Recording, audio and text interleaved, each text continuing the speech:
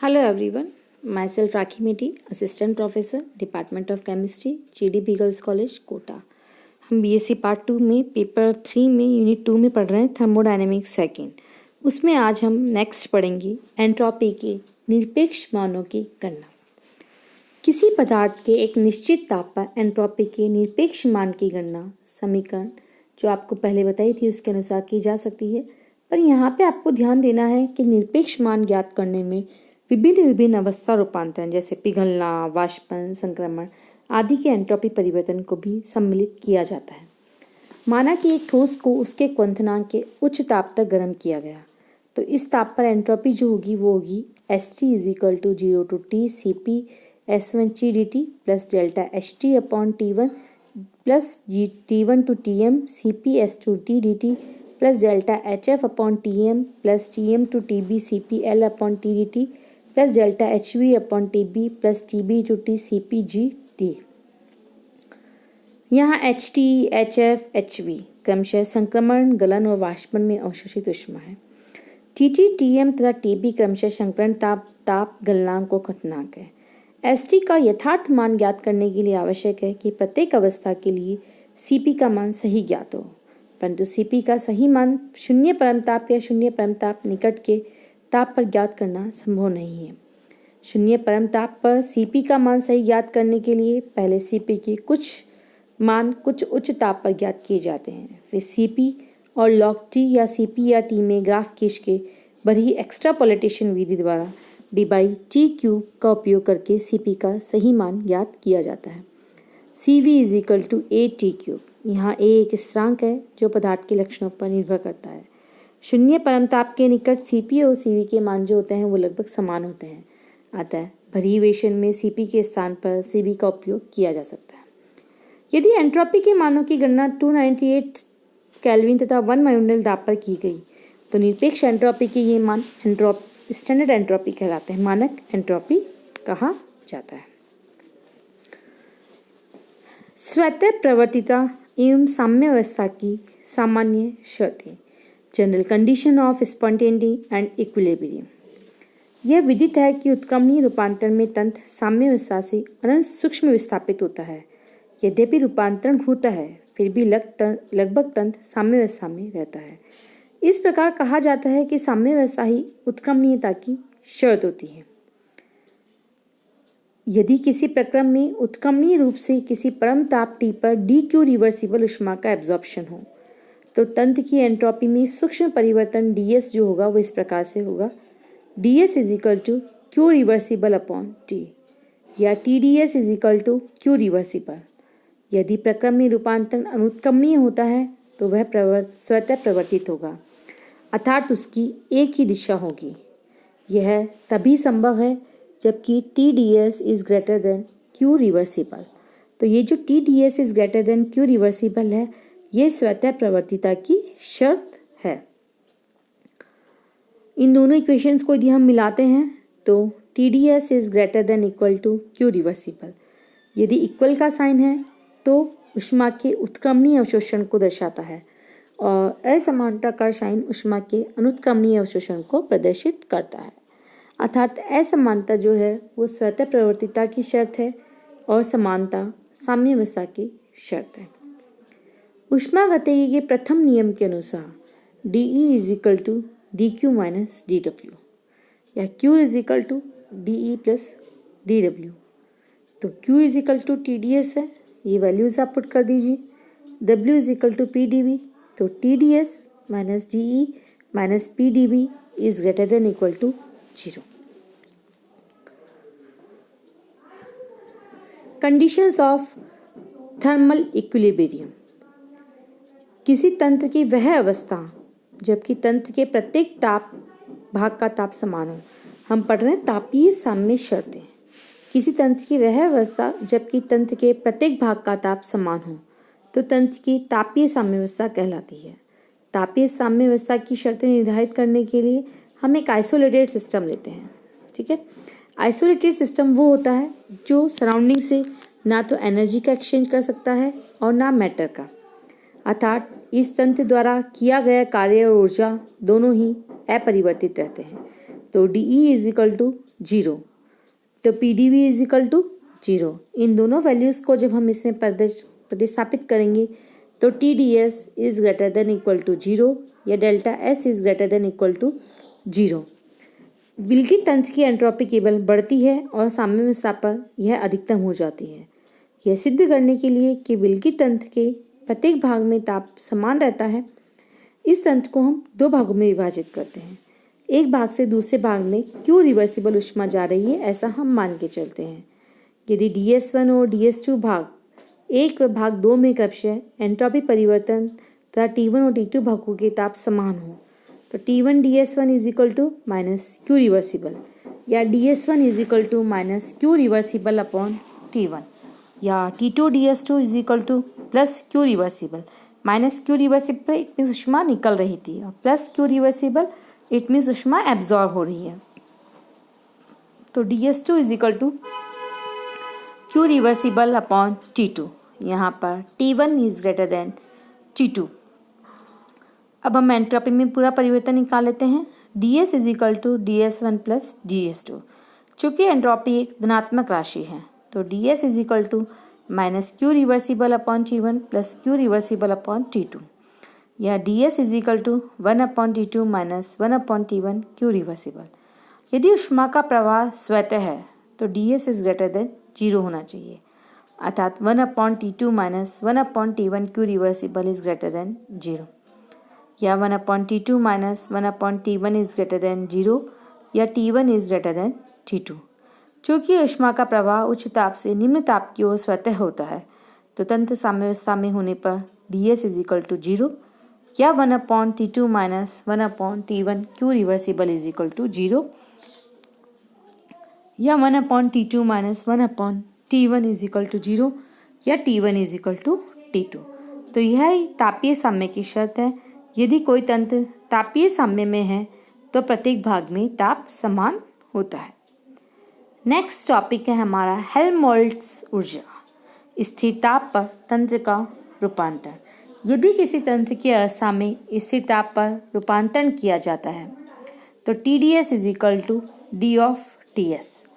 तो minus DE minus W plus D of TS is greater than equal to 0 या minus DE plus DTS is greater than equal to W या minus DE minus TS is greater than equal to W।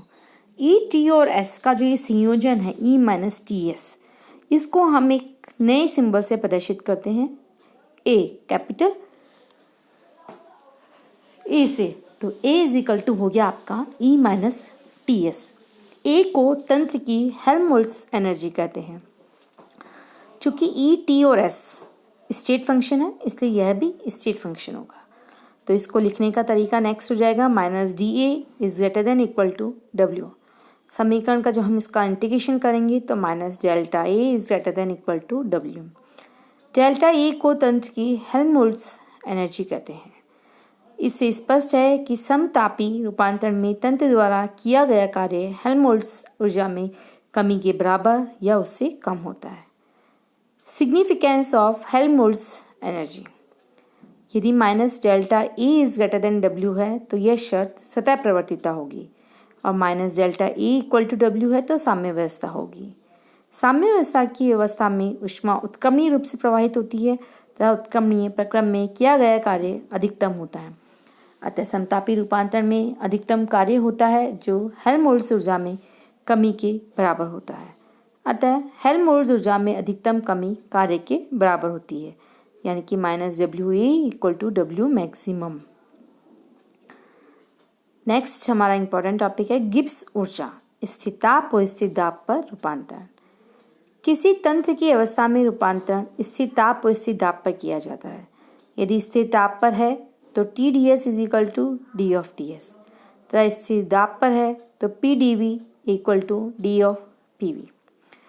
अतः स्थिर दाब और स्थिर ताप की अवस्था में समीकरण minus DE minus D of PV plus D of TS is greater than equal to 0। चूँकि इस अवस्था में तंत्र में दाब का आयतन कार्य के अलावा अन्य भी कार्य होते हैं तो अन्य कार्य को D ऑफ WA से व्यक्त करते हैं। तो minus D E minus G P V plus D T S plus D W A is greater than 0, या minus D E minus G P V plus G of T S is greater than D W A, या minus D E minus G E plus P V minus T S is greater than equal to D W A, या minus G H E plus P we को हम H लिखते हैं तो H minus T S है। तो ये जो ई plus P V minus T S है या एच माइनस टी एस है, इसको हमने एक नया प्रतीक बताया G, capital G. G is equal to या गिव्स एनर्जी या फ्री एनर्जी। जी जिन गुणों का संयोजन है वो सब स्टेट फंक्शन है, तो ये भी स्टेट फंक्शन होगी। तो जी का आप ही रख दीजिए, तो minus D G is greater than equal to D W A, या delta G is greater than equal to W A. तो जो डेल्टा जी होता है वो कहलाता है आपका गिब्स ऊर्जा परिवर्तन। अर्थात इस इक्वेशन से आपको क्लियर है कि तंत्र के स्थिर ताप और दाब पर रूपांतरण में गिब्स ऊर्जा में जो कमी होती है वो तंत्र द्वारा आयतन कार्य के अतिरिक्त किए गए कार्य के बराबर या उससे अधिक होती है। अब माना कि del of G equal to W A, तो यह उत्क्रमणीयता की शर्त है। अतः इस उत्क्रमणीय रूपांतरण में गिब्स ऊर्जा में कमी स्थिर ताप व दाब पर दाब आयतन कार्य के अतिरिक्त किए गए अधिकतम कार्य के बराबर होगी। अनुत्क्रमणीय रूपांतरण में जो कार्य किया जाता है वो गिब्स ऊर्जा में कमी से कम प्राप्त होगा।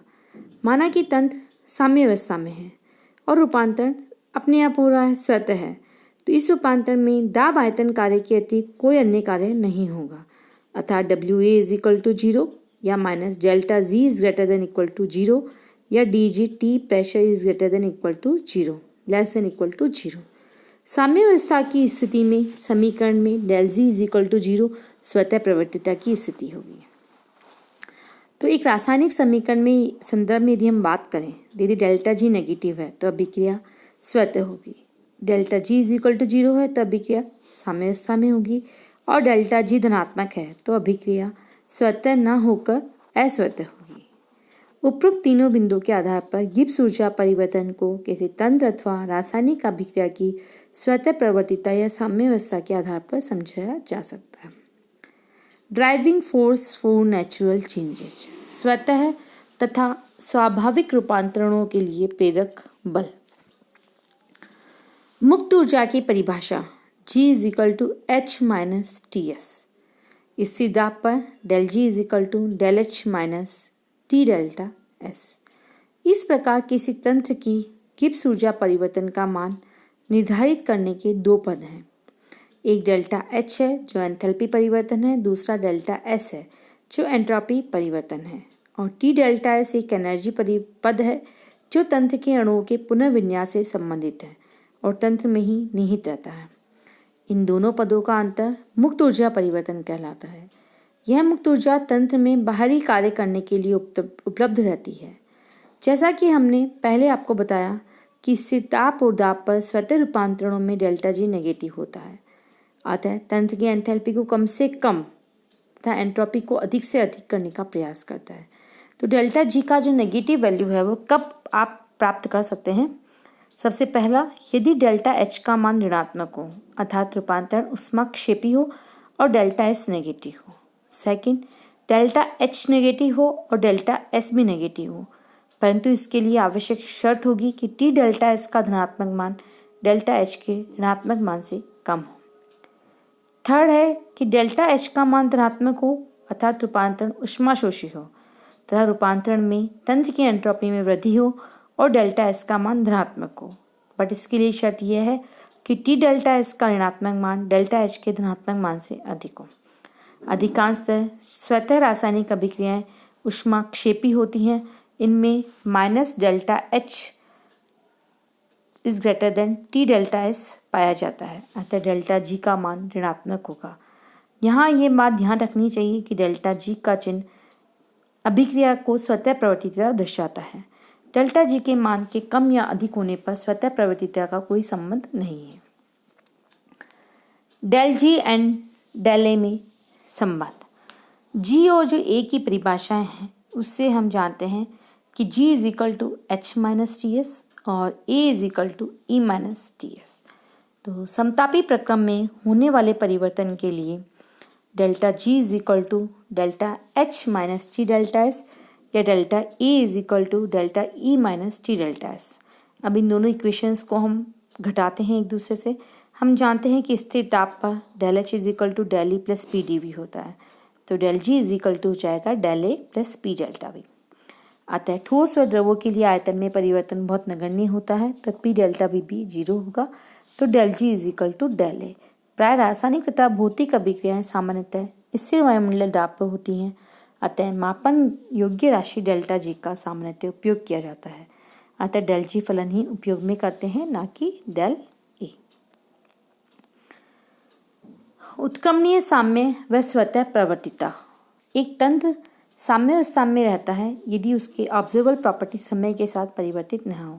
इसका मतलब उसके दाब, ताप और आयतन स्थिर रहें। तो Q reversible is equal to T D S D E plus W, ये उत्क्रमणीय प्रक्रम के लिए, और अनुत्क्रमणीय प्रक्रम के लिए होता है Q irreversible is equal to D E plus W irreversible is greater less than T D S.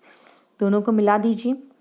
यदि इक्वल का साइन है तो वो उत्क्रमणीय परिवर्तन को शो करता है, और साम्य के लिए इज ग्रेटर देन या लेस अनुत्क्रमणीय परिवर्तन के लिए शर्त है।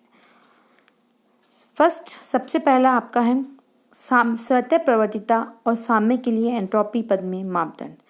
यह शर्त लगाने पर कि तंत्र की ऊर्जा स्थिर है, तो उसमें कोई यांत्रिक कार्य नहीं होगा, तो D E is equal to 0 और D V is equal to 0, तो T D S is greater than is equal to 0।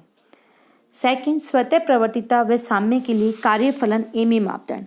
हम जानते हैं कि ए इज इक्वल टू है आपका ई माइनस टी एस, तो D A is equal to लिख दीजिए आप D E minus T D S minus S D T. D E की वैल्यू रख दी, डी ई की वैल्यू जो आप रखेंगे फाइनली, तो स्वतः परिवर्तन के लिए आप क्या आएगा, D A is less than 0 और साम्य के लिए आएगा डी ए इक्वल टू 0। मुक्त ऊर्जा के पद में जब आप इसे लिखेंगे तो G is equal to H minus T S और H is equal to E plus P V. इन सबको आपने डिफरेंशियल कर लिया, और जो फाइनली आप इसमें इक्वेशन में आएंगे तो आपके पास आएगा D G P T is greater than equal to 0 और P T less than equal to 0। स्वतः प्रवर्तिता के लिए फर्स्ट वाली इक्वेशन होगी लेस देन 0 और साम्य के लिए इक्वल टू 0। तो इस तरीके से आपने गिब्स हैमिल्टन एनर्जी के बारे में पढ़ा। नेक्स्ट क्लास में हम नेक्स्ट टॉपिक कवर करेंगे।